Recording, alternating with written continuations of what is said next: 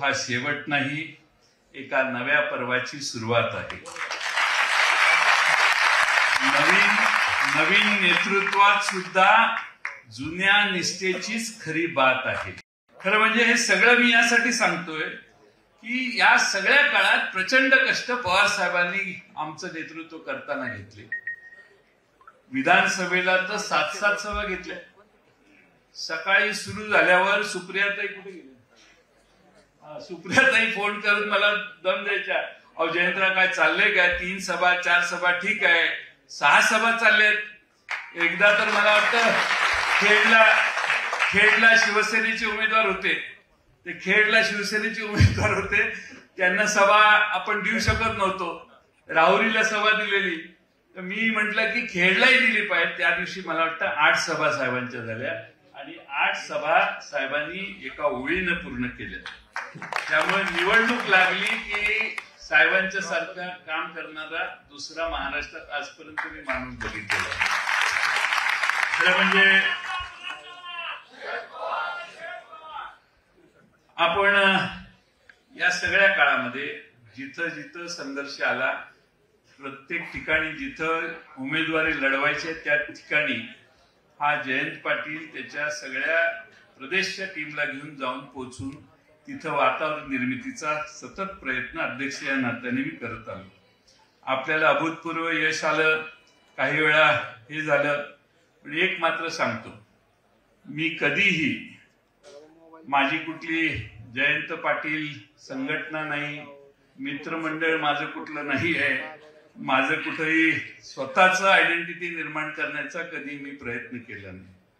म्हणजे आपण कामात शेवटी असं आहे की कुठलं फाउंडेशन मी काढलंय, जयंत पाटील फाउंडेशन, आणि वेगळं व्यासपीठ मला मानणाऱ्या कार्यकर्त्यांना करायचा प्रयत्न केलाय, असलं पाप मी आयुष्यात कधी केलं नाही। आणि कधी कायम आपण ज्या पक्षात आहे त्या पक्षातच आपण आहोत, आपले दुसरं सेपरेशन काही नाही आहे। आणि त्यामुळं मी आता अध्यक्ष झालो, 25 वर्षापासून आम्ही या पक्षात काम करतोय।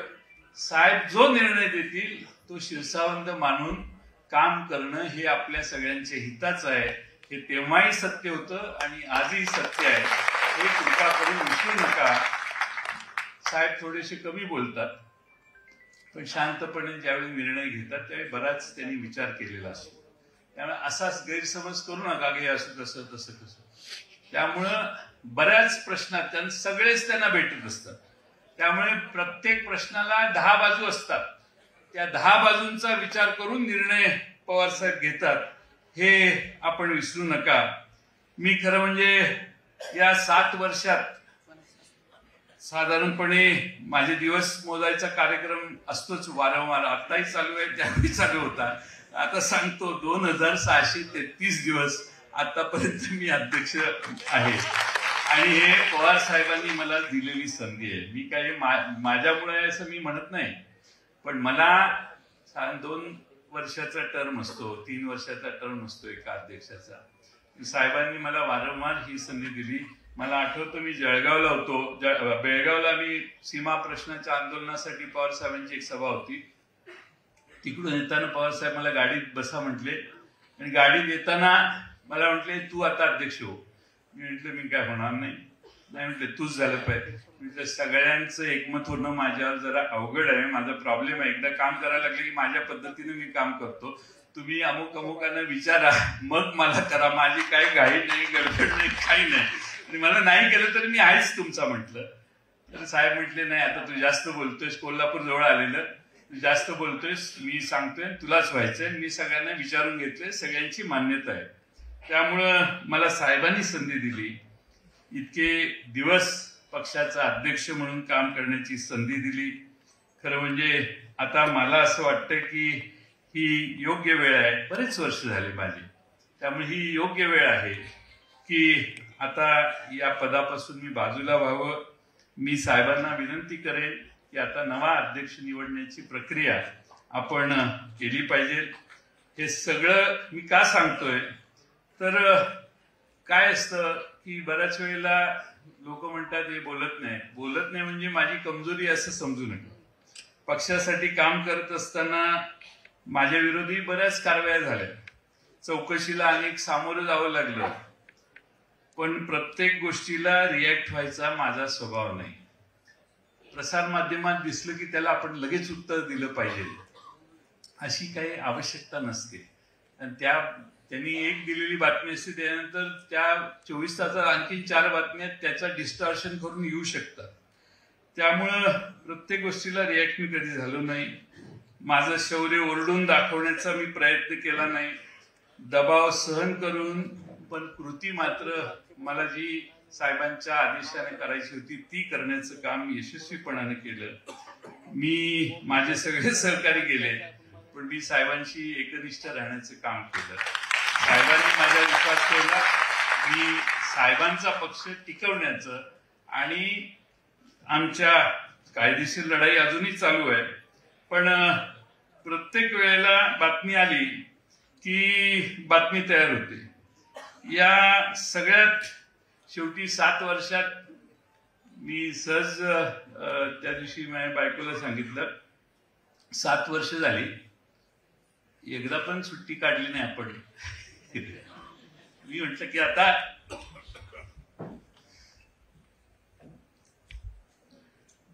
शेवटी उद्देश हा आहे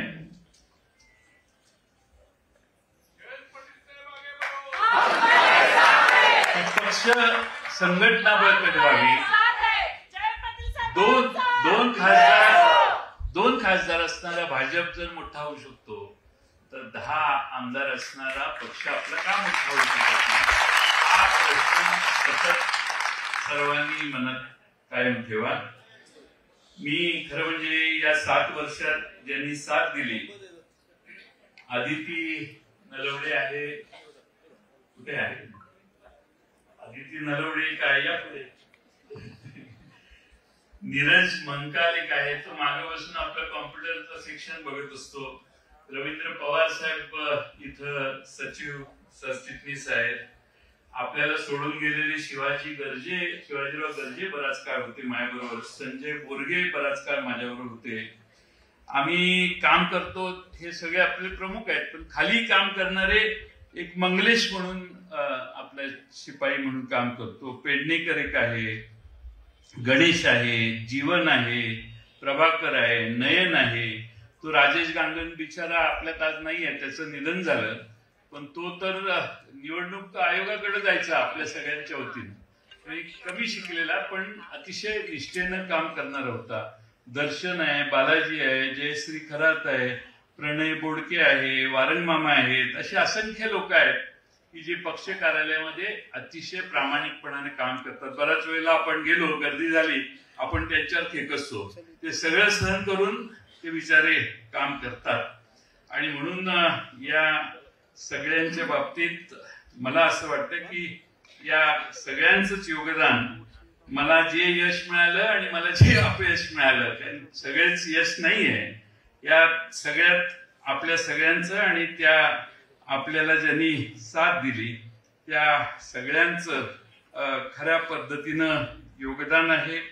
शेवटी माझी साहेबांना एवढीच विनंती आहे की नवा अध्यक्ष जो कोणी असेल त्याच्या मागे आपण सगळ्यांनी ताकदीने उभा राहायचं. नव्या अध्यक्षाला समर्थन देताना आम्ही सगळेच आहोत, पण नवा अध्यक्ष, नवा चेहरा, नवी टीम महाराष्ट्रात तयार करण्याचं काम करण्याची नवी एक प्रयत्न आज मला खात्री आहे की नवा अध्यक्ष जो निवडला जाईल आपल्या सगळ्यांच्या मान्यतेने त्याचं होईल. जे कोणी नवीन अध्यक्ष होतील त्यांना मी मनपूर्वक शुभेच्छा देतो. अनेक आव्हानं आहेत. मी एवढंच सांगतो की हा पक्ष गोरगरिबांचा पक्ष आहे. खाटक्या लोकांना देखील शरद पवारांच्या बद्दल आजही आकर्षण आहे. आणि शेतकरी आणि कष्टकरी माणसं आपलं प्रतिनिधित्व हाच पक्ष करेल याचा विश्वास महाराष्ट्रभर ठेवतात.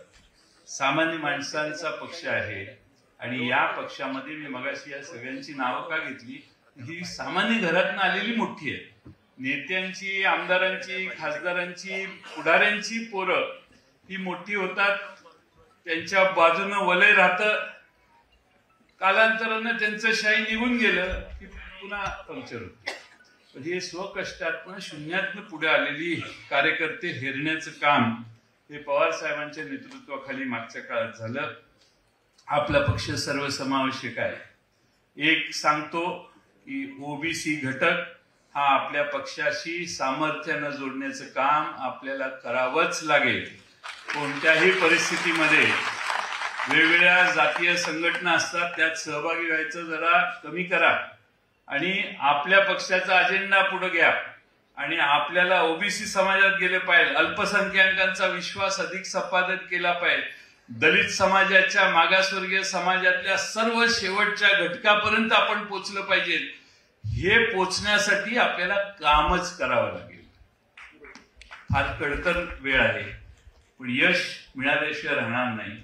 शेवटच्या थरापर्यंत जाण्यासाठी समोरच्या बाजूने प्रचंड पैसे खर्च होतात, पण इथं आपली सगळ्यांचं भांडवल आहे ते शरद पवार साहेबांच्या बद्दलची निष्ठा. त्यामुळे घेऊन तुम्ही कामाला जर लागला तर मला खात्री आहे की तुम्ही निश्चितपणाने आपण यशस्वी होऊ. खरं म्हणजे निलेश लंकेने एक चांगली मोहीम घेतलेली आहे. ते किल्ले सर करायची. त्यांनी एका किल्ल्यावर मी गेलो, कारण सपाट किल्ला होता, तर दुसरा किल्ला शिवनेरीवर होता. जरा पाऊस येत होता म्हणून ते कारण आहे ना, मी सांगितलं मी गेलो नाही. मग तिसरा किल्ला तिकडे होता नाशिक जिल्ह्यात, रामशेज किल्ला. तिकडं खाली गेल्यावर सांगायचे औरंगजेबाला 7 वर्ष साहेब किल्ला घेता आला नाही. औरंगजेबाला हे शिल्ला बगरेसर पण होते, शिल्ला घेऊ शकला नाही. आता औरंगजेबाने 7 वर्ष किल्ला घेऊ शकला नाही. आम्ही लागलो वर चढायला, रस्ताच नाही वर जायला, तरी थोडं रेलिंग आहे. आम्ही गेलो, पोचलो. वरनं मी आठ घातली यांना, म्हटलं पाय घसरला तर 6 महिने जातील माझे. मी तरत उतरलो.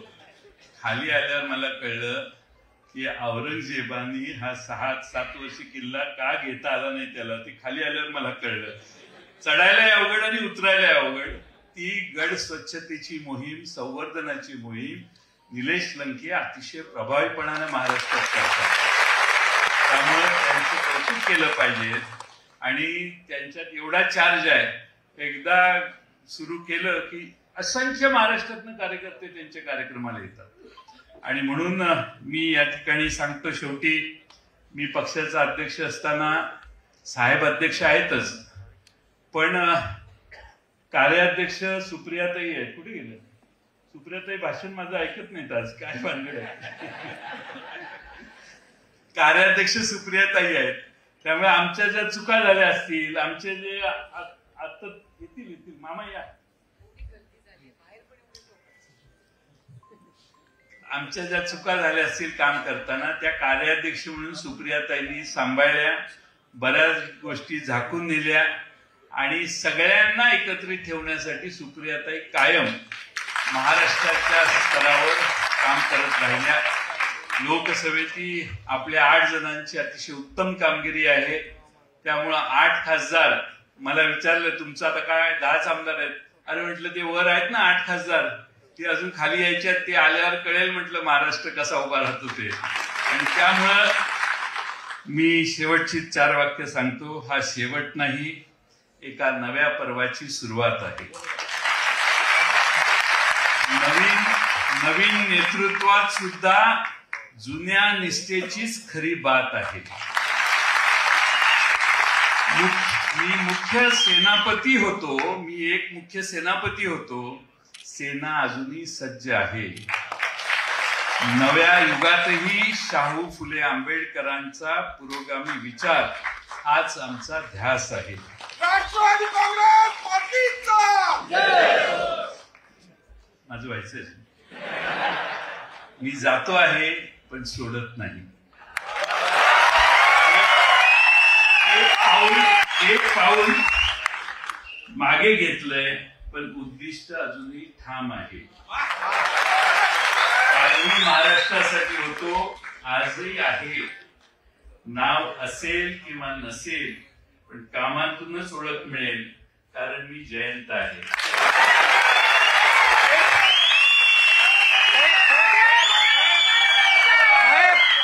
साहेब अध्यक्ष तुम्ही पहिले